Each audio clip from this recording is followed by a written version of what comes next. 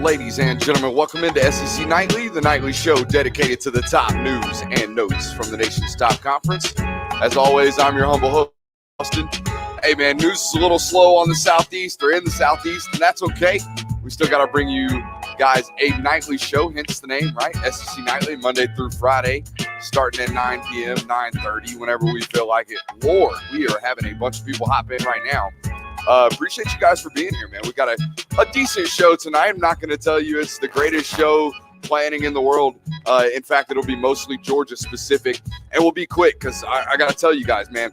I was out at Dex Preps yesterday, all out there with John Garcia of SI All-American, and man, some flat out ballers out there in the Birmingham area. So it's good to see those guys. I'll be making my trip and my way back out there very, very soon. So we'll see them very, very soon. But got some editing work to do, some video editing to do after the show tonight. Got a lot of guys waiting to see some clips some plays that they made. Got to get those out as fast as possible. So tonight we'll be rather quick. We're going to talk a little baseball and talk a little bit about the prehistoric. Or no, not the prehistoric. Rather, it's not dinosaurs we're talking about here. The draft success, the historic draft success that the Georgia, the three major sports there in Athens are having right now. So, going to be a very Georgia-specific podcast and show on tonight's broadcast. But we appreciate you guys for being here. And while you're here, while you're watching, if you don't mind, let's take a quick break and ask you for your support. If you're on Facebook, hit us up with those thumbs up.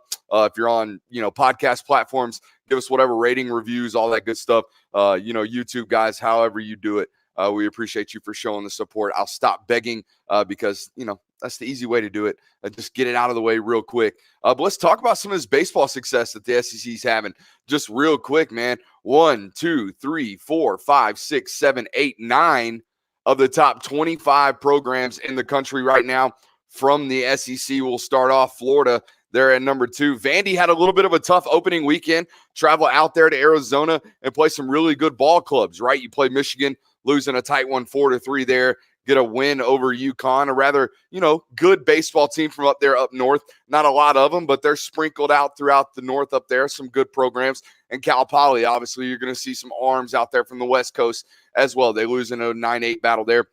Vandy comes out of the open weekend, 1-2, still the fourth-ranked team in the country. They'll probably slide a little bit. Long baseball season, though. Let's get right into Georgia.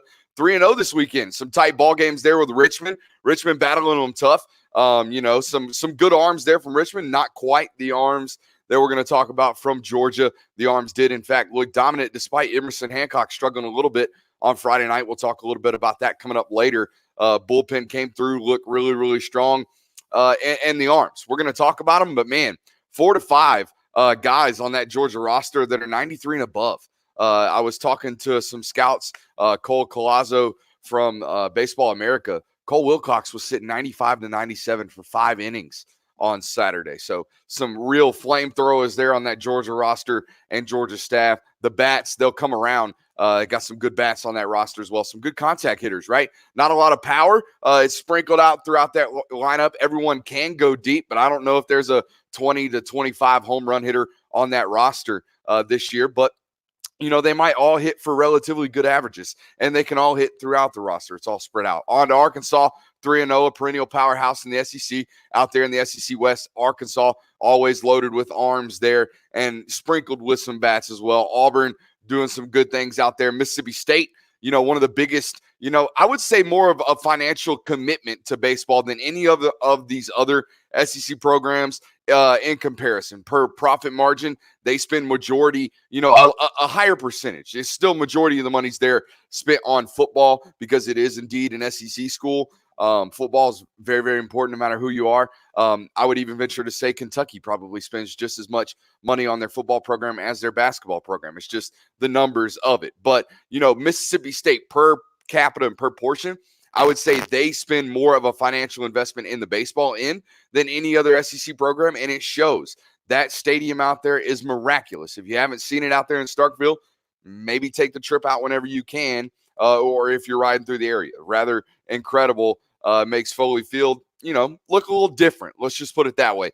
Mississippi State hanging in there at 10. So that's Florida, Vandy, UGA, Arkansas, Auburn, and Mississippi State. 6 of the top 10 programs in the AP rankings right now out of the SEC On to LSU right there outside at 11 at 2-1.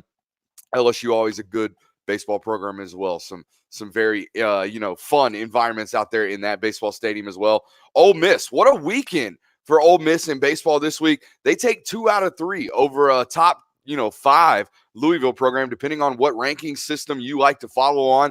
Some programs and some ranking systems have Louisville as the top ranked program in the country right now in baseball, and Ole Miss takes 2 out of 3, granted at home, and had a viral play to boot. The quarterback, the catcher throws, ends the game with a throw out off of his knees and pimps it. If you could ever pimp a put out like that in baseball, the catcher from Ole Miss did it and rightfully ended up on sport there at 17, and A&M rounds out the top 25 at 20. So again, a handful of SEC baseball programs in the top 25 this year in baseball, as is expected.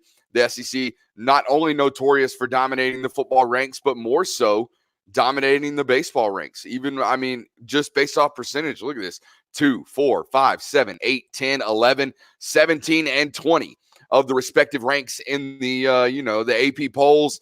So domination all across the board. And of course, just like with football, there'll be some war of attrition, right? These guys will battle each other out. Three guys from the SEC East and the remainder of the teams there in the top 25 all out from the SEC West. So they'll bang each other, or, they'll beat each other up throughout the process leading up to the SEC tournament, and we'll see what happens there. Now, as for, I teased a little bit earlier about some of this Georgia draft success, man. I don't know the Georgia beat for obviously very long, but I'll tell you this. I can't remember the last time the University of Georgia had a top 10 pick in 3 major sports, or at least a potential to have a top 10 pick in the 3 major sports. And let's walk through it. You already know one who's a guaranteed lock, and it's Anthony Edwards. This guy's a consensus top 3 NBA lottery pick, and they got him from the state of Georgia. Tom Crean convinced, the number 2 overall prospect in high school to stay in state, play at the University of Georgia, wear the red and black, and play basketball, something that hadn't been done dating all the way back to Contavious Caldwell-Pope in 2012. So he's a consensus top 5 pick. Lock him in. Top 3 could very well go number 1, depending on who's, ended up drafting there come NBA draft time when that rolls around. So legitimate shot at number 1 right there in basketball. Emerson Hancock, we talked about him. He's got another shot to go number 1 overall in baseball. Carlos Collazo, mentioned him earlier from Baseball America, handles their MLB draft coverage, was telling me the other day, like I said, he's got a legitimate shot at number 1, but he's more of a lock for a top 5 pick. They think the bats are a little bit more consistent there, a little bit more of a guaranteed product. Righty arms are getting a little diminished in the NBA or MLB drafting world. I know MLB mock drafts, MLB draft talk, not a hot topic in the world of sports debate.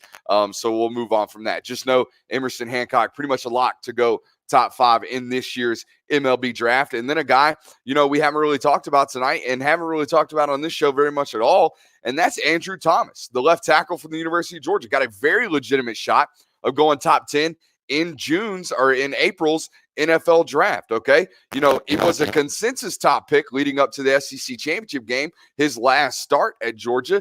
If you're just going to take the word of Ed Orgeron, who spoke to, he said he spoke to an NFL scout, and he said Andrew Thomas is a lock for a top 5 pick. Now, whatever's happened to his draft stock since, may be a little bit to do with the NFL, draft Twitter or NFL, that kind of stuff. Those guys over evaluating a guy that's played 3 straight seasons in the SEC, won 13 starts at right tackle in 2017 as a true freshman, made the smooth transition over to left tackle his sophomore and junior year, and balled out. Won the Blockers Trophy Award here in the SEC in 2019 or this past season. So more than capable of being a top 10 pick. And I think, if what my opinion's worth, I don't know to you, but I like to think my specialty in this gasbaggery world happens to be evaluating offensive line talent. And I'll tell you right now, I don't know how much more talented and how much more polished of a college product that there possibly can be other than Andrew Thomas. So I would certainly take him with a top 10 overall pick. So there's 3, right? Anthony Edwards, Emerson Hancock, and Andrew Thomas. Certainly the first 2 locks for top 10 picks. Andrew Thomas, a little bit iffy as far as whether or not he will land there, whether or not he'll be the first tackle off the board or the second or the fourth. He's guaranteed to be a first-round draft pick no matter what. So good news for him there at the University of Georgia. As far as my last guy that might sneak his way into a top 10 draft pick, it's Cole Wilcox, the guy we talked about a little bit earlier. This is a righty arm that, look, man, they don't make guys like this very often. We talk about this, rather often with the University of Georgia in terms of physical specimens. And this is one of them. This is a guy who's 6'5", 6'6", and works, like I was telling you, 95 to 97 for an extended period of game time with a lot of run on his 2-seam. Run by this, like a lot of movement, right? When it's moving that hard and that much at that much velocity, it's really, really hard to hit. Now, whether or not he can control the command, whether or not he can pitch with, accuracy and command throughout this season is determined about whether or not he's going to be a top 10 pick, okay? Definitely got the stuff, definitely got the role to be a top 10 MLB draft pick. It's still yet to be determined, and he could work his way into that conversation, into that discussion. But we felt the need to put him in to this conversation tonight because this is just yet another example of the fact that I don't know, man. I don't know if you can find me like LSU had their first NBA draft, top 10 draft pick a couple years ago with Ben Simmons. But what did they do baseball and football wise that year? I don't know. I didn't track it. I didn't cover the team. Alabama hadn't had a top 5 NBA draft pick in God knows how long. So they're out of the discussion. I don't know how many SEC programs have done what Georgia's on the doorsteps of doing this year with, again, putting 3 or 4 guys in the top 10 picks of 3 major sports drafts. I mean, obviously Alabama floods the NFL draft, floods the first round with talent every single year. Clemson does the same, but Clemson's hoops program ain't that great. LSU, again, Ben Simmons, but when has it been since then?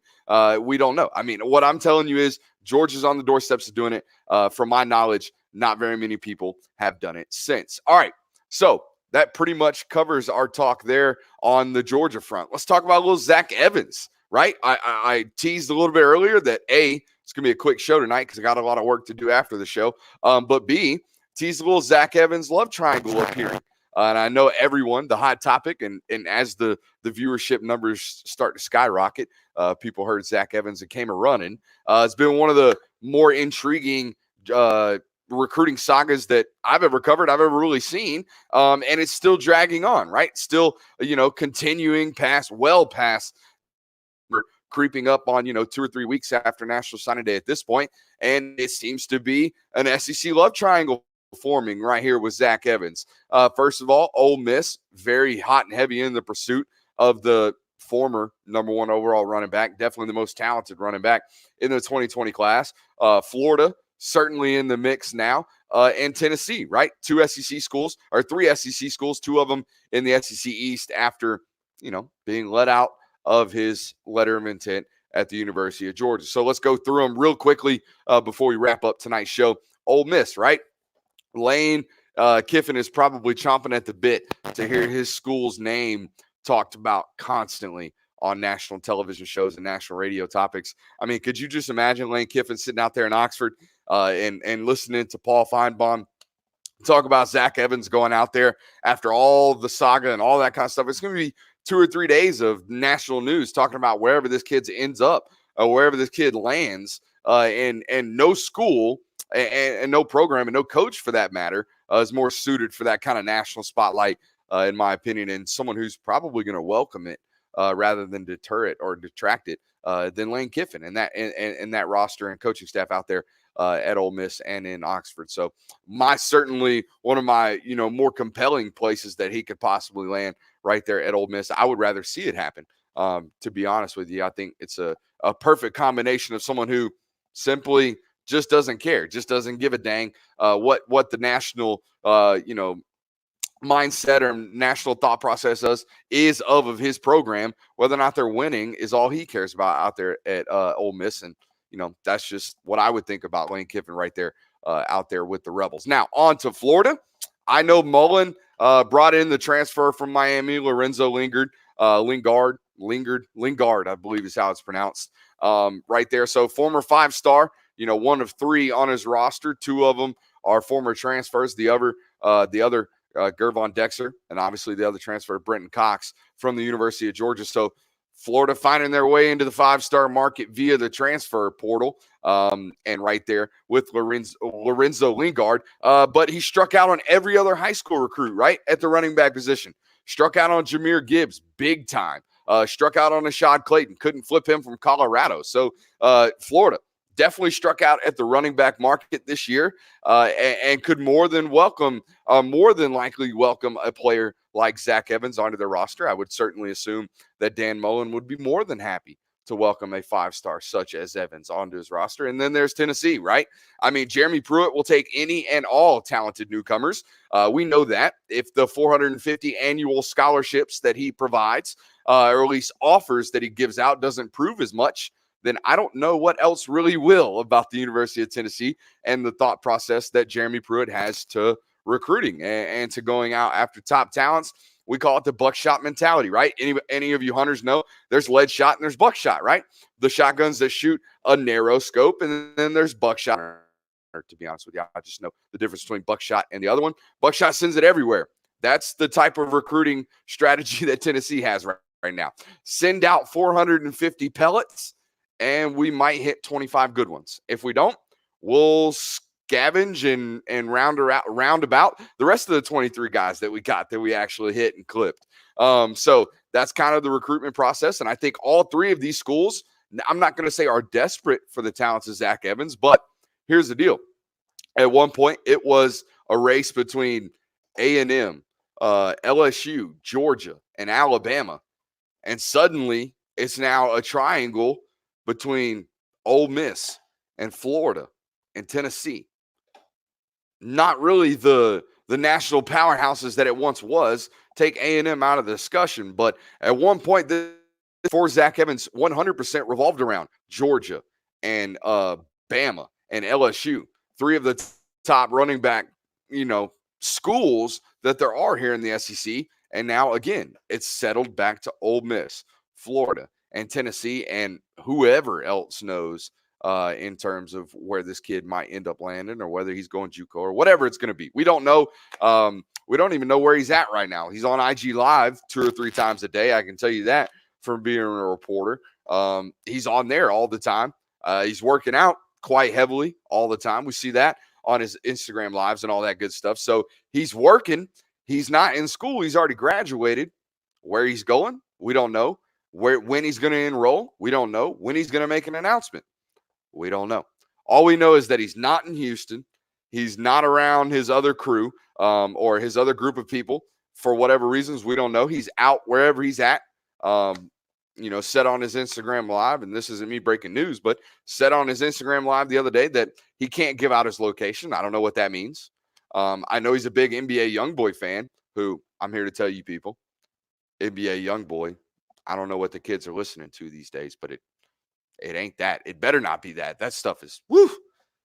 Sorry. If any of you listeners out there are NBA YoungBoy fans, I apologize. But anyways, Zach Evans saga going to continue.